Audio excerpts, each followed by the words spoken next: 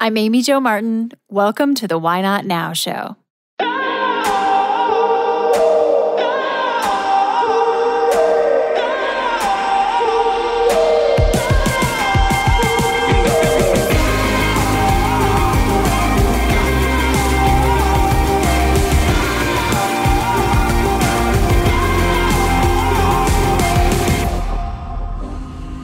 You know that thing you've been thinking about doing? Yeah, that one. Why not now? Have you ever actually taken the time to ask yourself, what's stopping me? Let's talk it through. This is your chance to give that idea the attention it deserves and take action. Each episode, I have a chat with a fascinating person, from entrepreneurs to athletes, celebrities, my parents, rocket scientists, and all walks of life. We talk through a critical time when they've asked themselves, why not now? We dissect that day or even that moment, step by step. Just let go.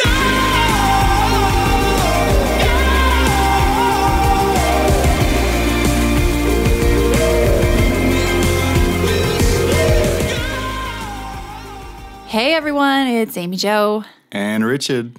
We are doing a combo duo podcast today as our puppy dog walks in the studio.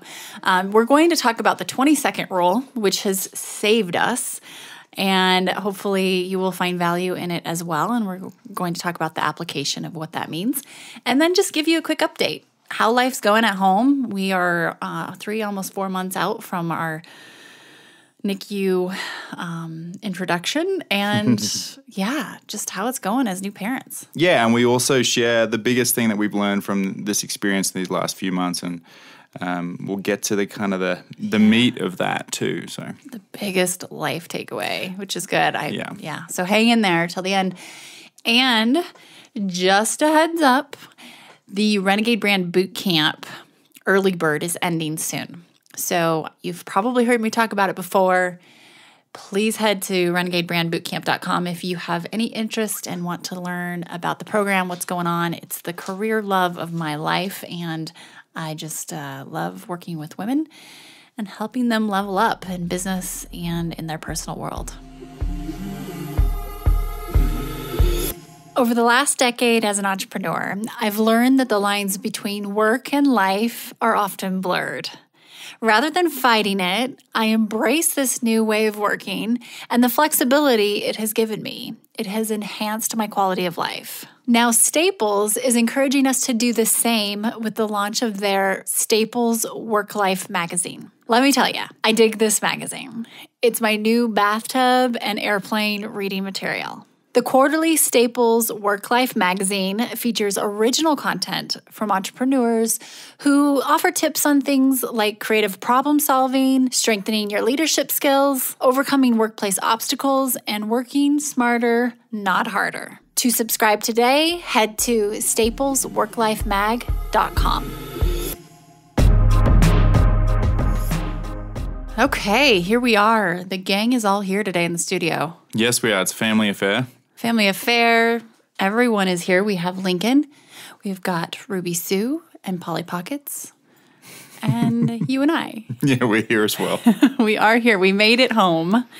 And we wanted to kind of expand a little bit more on this concept that we shared a few months ago called the 20-second rule. And then just give a quick update of where things are. Newly parents here, and wow. It's been quite the journey. The journey. So let's start with the 20-second rule. Mm-hmm. So can you explain what it is for those that maybe didn't hear the first time? Because it's saved our you-know-what a few times. Yeah, sure. So I can't remember exactly which episode we talked about it. However, we will find it and link to it somehow. Basically, the 20-second rule is if we catch ourselves, so when Amy and I are talking or we're discussing anything, and if we find ourselves saying something that's maybe not appropriate or was a little too heated or just not right for the situation, then we can apply the 20-second rule, which is a period of 20 seconds that we can take that comment back, and the other person has to accept. Has to accept. Has to accept. Yeah. So when you have those things that come out of your mouth that you wish you could just pull right back in and delete. That's basically what we've invented. we don't, it's not like we're going to patent it or anything. It's open sourcing, so you guys can take this on for yourselves. But I think that it has, I know that it has not only helped us from a personal perspective, but from a business perspective as well. So I guess the point of this and sharing it with all of you is that it isn't just for relationships. It's certainly helpful for ours, and it has averted quite a few bust-ups. Bust-ups. That's an acceptably American term, but yes, quite a few arguments, etc. But also in business, we've used it a few times in general, just in conversations and things, and it helps. So, and it gets us back on track. It gets us to reset, and then we can move on with our conversations. Yeah. I think we invented it out of absolute necessity when we were in Denver with Lincoln being born so early and just going through that kind of traumatic process. And I think at first it was a bit of a joke, and we thought maybe it would just last for a day or a one-time use. And then here we are 3 months later, and we're still using it.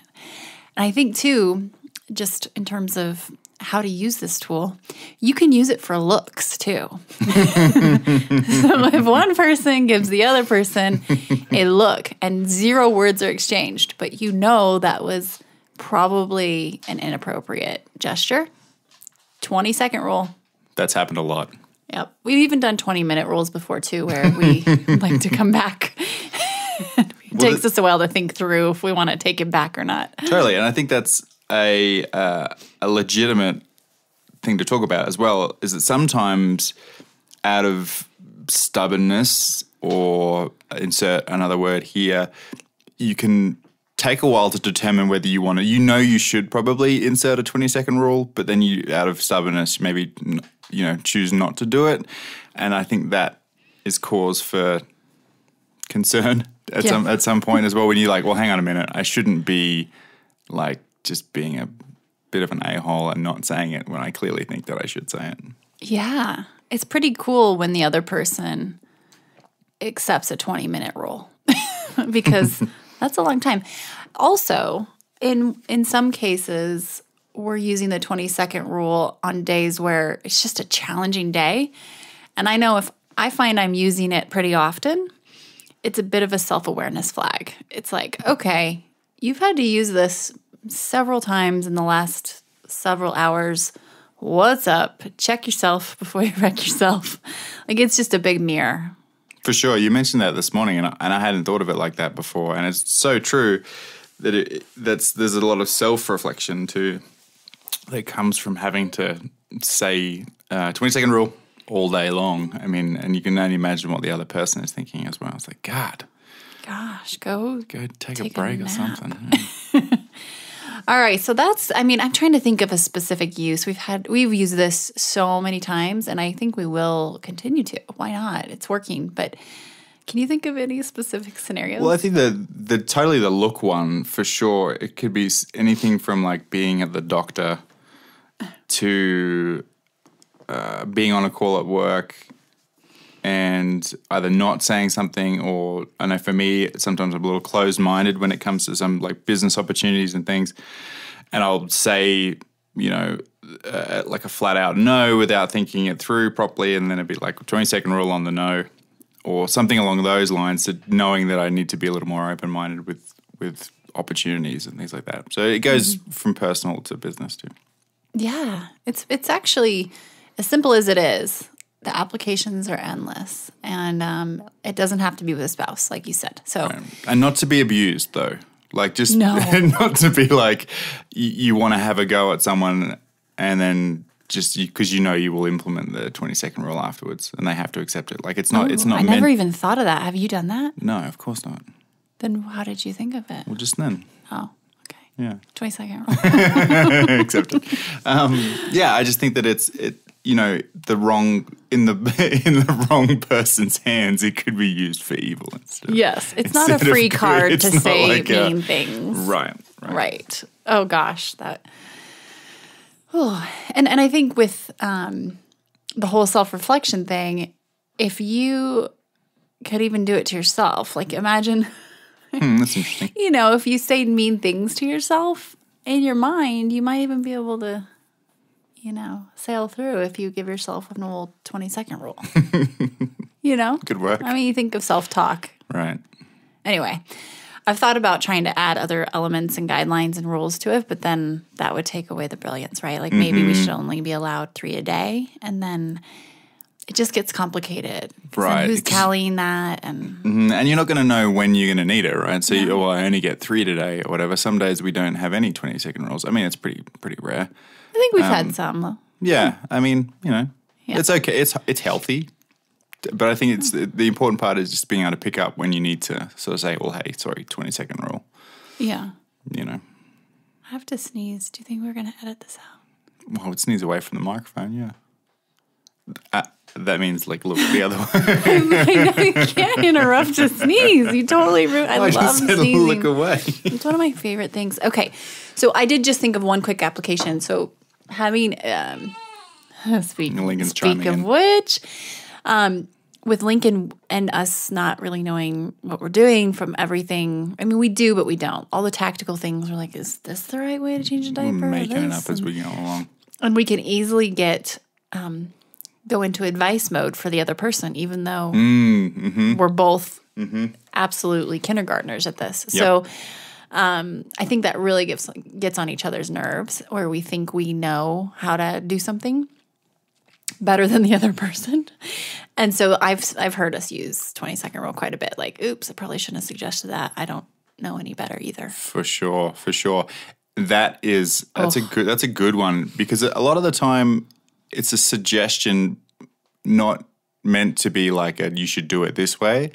It's a suggestion of, this has worked for me possibly, or something like that. But it always 9 times out of 10 comes across right comes across as being like that you're doing it wrong, and definitely judgy. Yeah, and again, it could be related to a new role, like a new job or a new business you're starting or something. But for in terms of sort of parenting, it's like you're still kind of figuring it out, and maybe you had success with this one little trick or something, but that doesn't mean it's going to work for the other person, and also doesn't mean it's going to work again. Like Lincoln's a human; he's not a robot.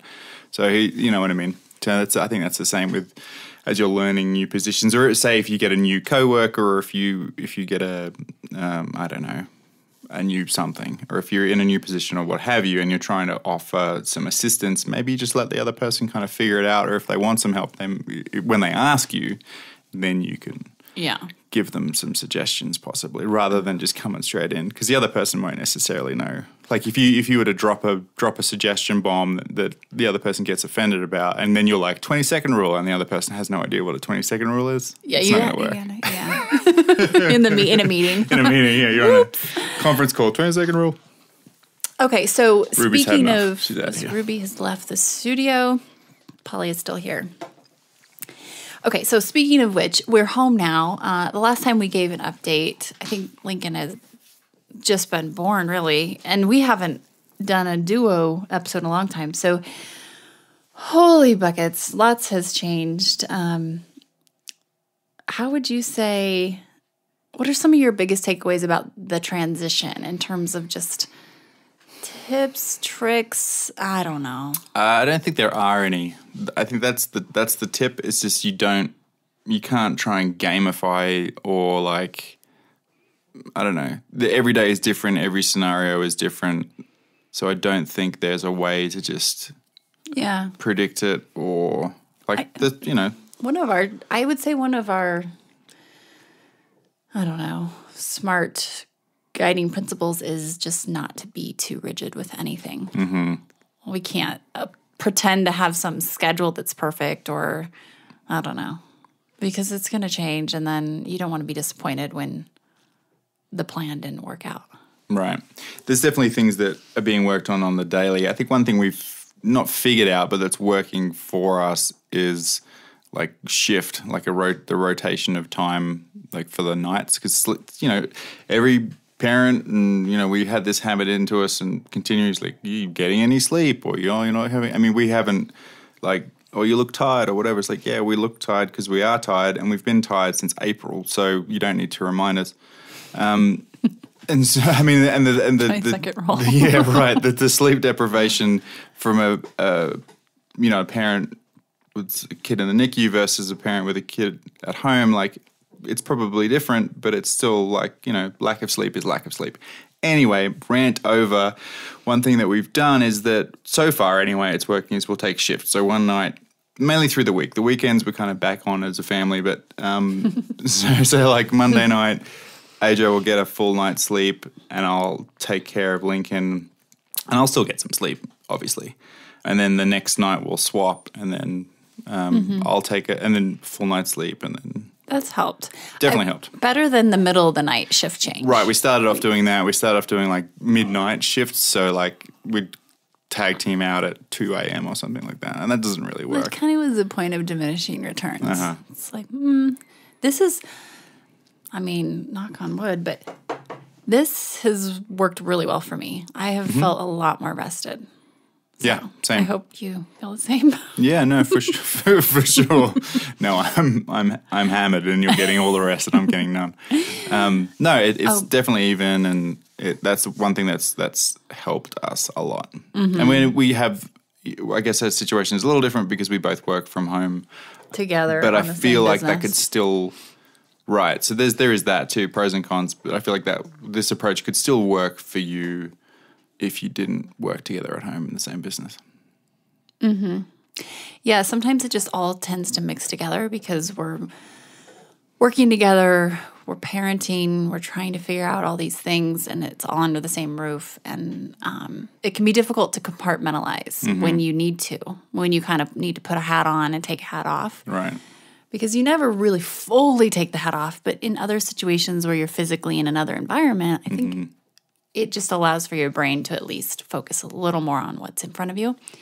So that's been, I think, helpful where if one of us needs to be fully focused on something work-related and it's go time, get this done, in most cases the other person is not. They're going to be all hands on deck with Lincoln. Right. So it's like the myth of trying to work at the same time.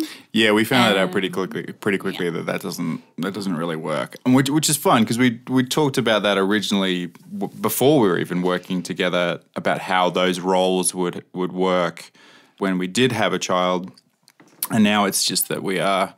Working on the same business, and I wouldn't let, and for anyone thinking, I know this question's come up a few times over the course of time, like what's it like working with your spouse, and like any ideas on and tips and tricks and all that stuff. I wouldn't let raising a child or having a family or any of those things stop you from doing that, because it's absolutely possible to do both, and there are pros and cons. Like it is great to say if Amy has interviews or Emily's coming over, a team member Emily's coming over to work from here for a day, that I'm able to then take care of Lincoln through the day, and then, or for calls specifically, or vice versa, right? And those things really, really help. Right. No, I agree. I got a creaky chair. You do, and I'm wondering the whole time, I'm like sitting here thinking, when you go to edit this back, are you going to hear the creaks? You will, yeah. But are you going to be okay with that? I'm going to be fine with that. Okay. And that could lead us into like the next thing that's helped is like just pick the two most important things for the day and get them done. And if you get anything else done, great. And then sometimes you just have to let go of things. So for me, in this particular instance, knowing that it's Saturday, we publish tomorrow, I'm gonna let the we're a little behind on this week go. I think for this particular, we had good intentions, but yeah. We're going to take a quick break, and we'll be right back. We tackle the most taboo topics on the Why Not Now show. Oftentimes, you're hearing guests share things they've never shared before. In the spirit of things we don't typically talk about, you should know that the Why Not Now show is supported by Poopery, the original before you go toilet spray. It's magic. My friends at Poopery have literally taken the smell out of you-know-what. This pure blend of essential oils stops bathroom odor before it begins. Visit poopery.com, and Why Not Now listeners get 20% off with code WHYNOTNOW. That's all one word. And you can hear the story about poopery in our interview with founder Susie Batiste. That's Why Not Now, episode 28. Poopery is also available at Target. Okay, so real quick, let's touch on this concept I call maternity leave and paternity leave. So it's an alternative maternity leave and an alternative paternity leave.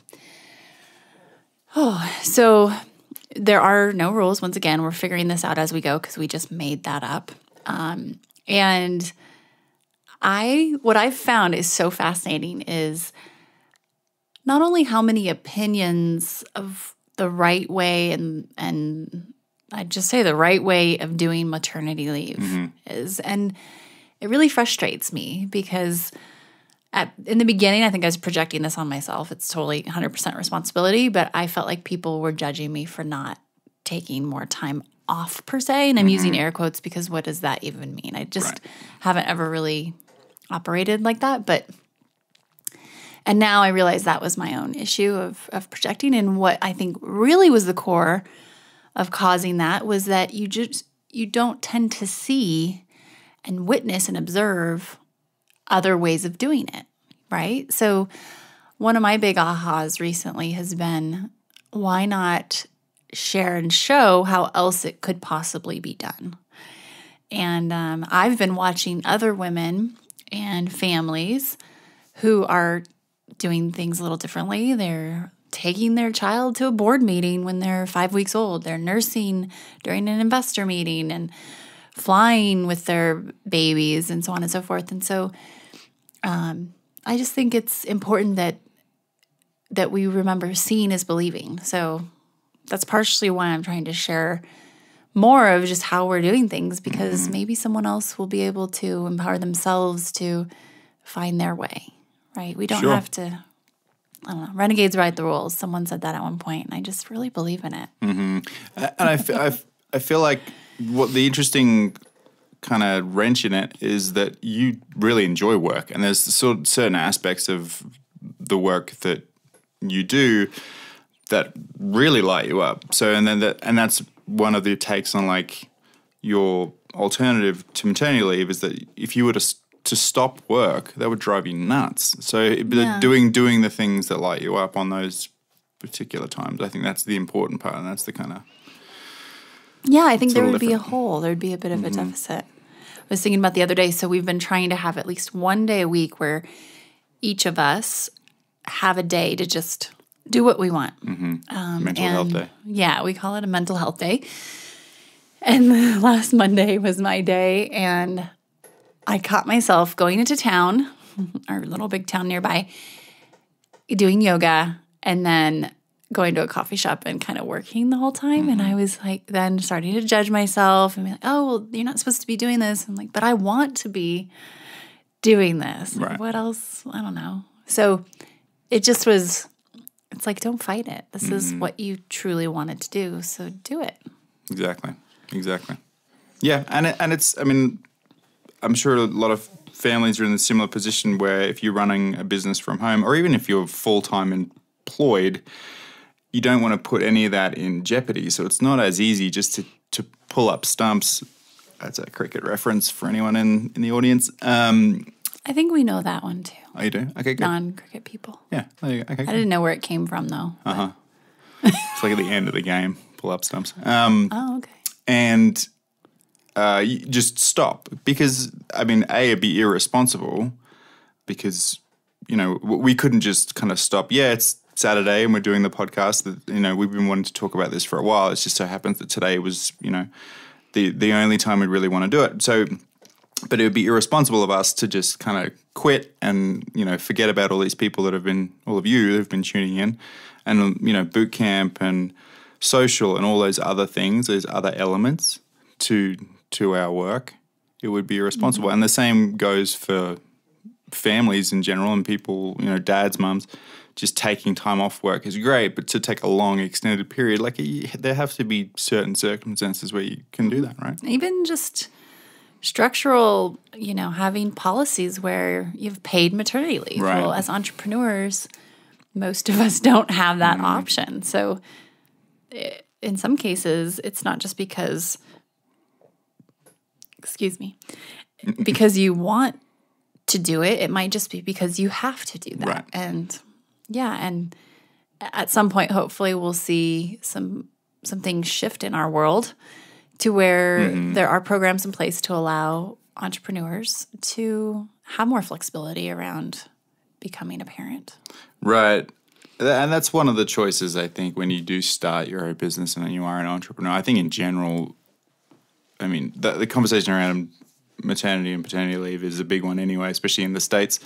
So that's a whole different show altogether. But I mean, we at best of intentions, we had originally planned for you to have a few months off, and we blocked your calendar and we did all that. And of course, you know, Lincoln had other plans for us, and we wouldn't change any of it now.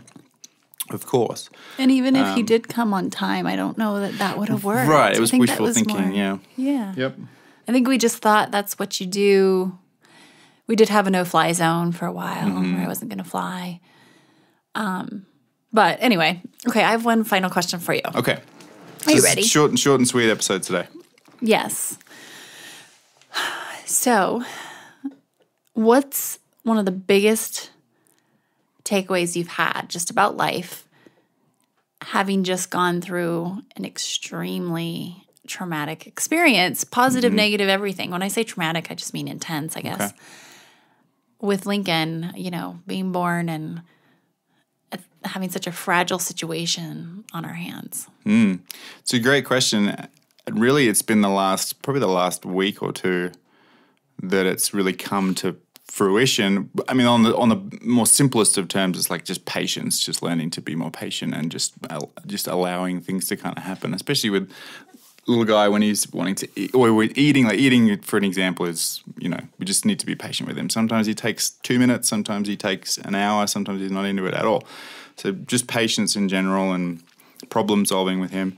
I think from a personal level, more so now, I question what it is I'm meant to be doing on the earth. Like more so than when I pre-parent, like pre-Lincoln, I feel more displaced, if that's a word. Not in a bad way, but I just don't know. I know I want to spend the next 20 years of my life doing something that I'm great at, and that I can, the Lincoln can kind of look up to me and be like, wow, like win or lose, like, wow, you went after it and you kind of did your thing that's true to you. So, but I guess for me, I just, more so now, I don't really know what that thing is.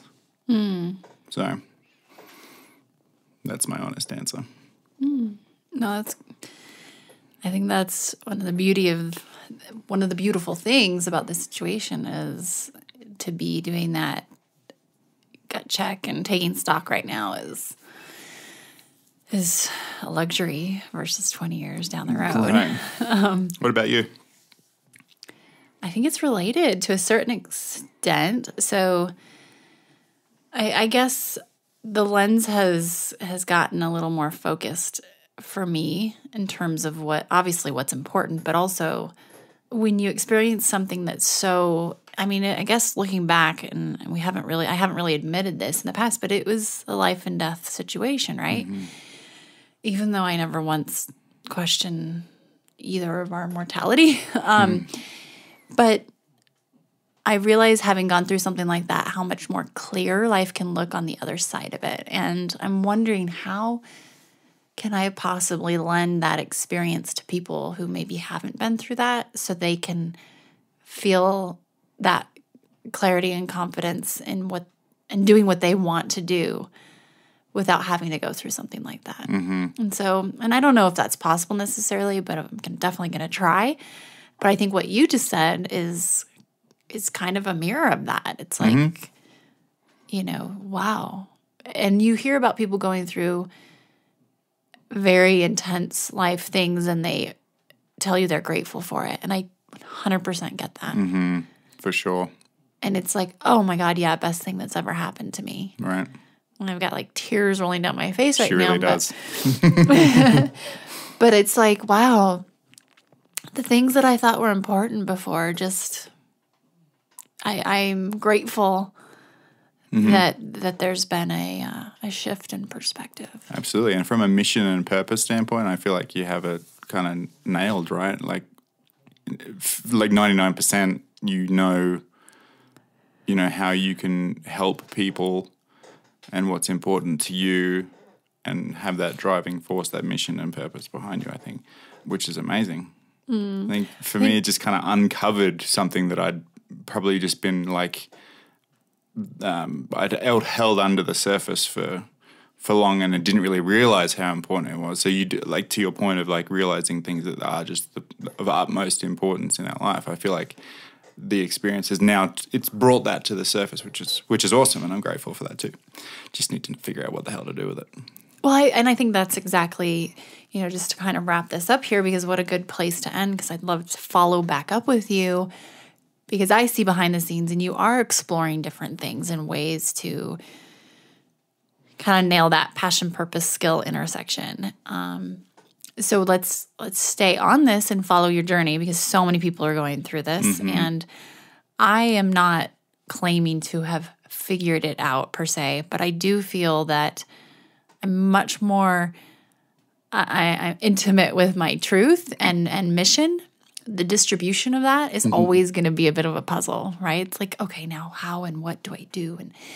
And how you distribute that and make the most impact. Everyone struggles with that, but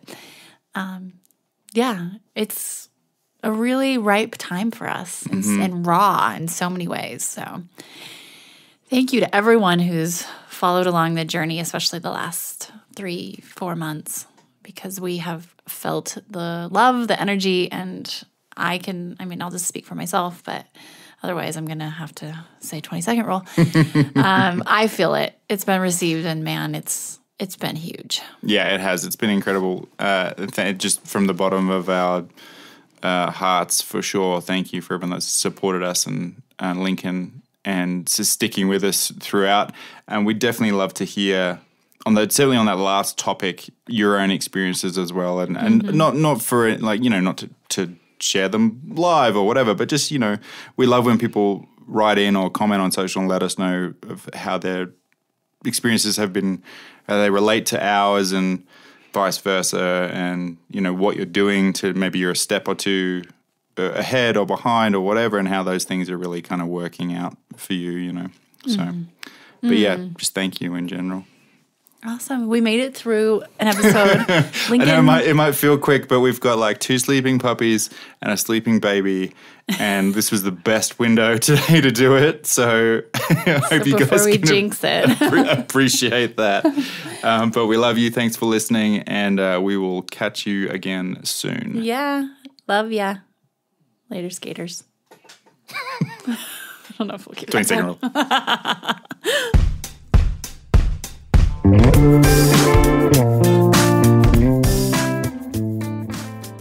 Hey everyone, thanks for listening to the show. Hit me up on social media to let me know what you think. I'm at Amy Jo Martin on Twitter, Facebook, Instagram, and LinkedIn. And I want to hear your Why Not Now moments so I can share them on the show. Just send me a note to whynotnow@amyjomartin.com. For show notes and other offers, you can visit amyjomartin.com/whynotnow.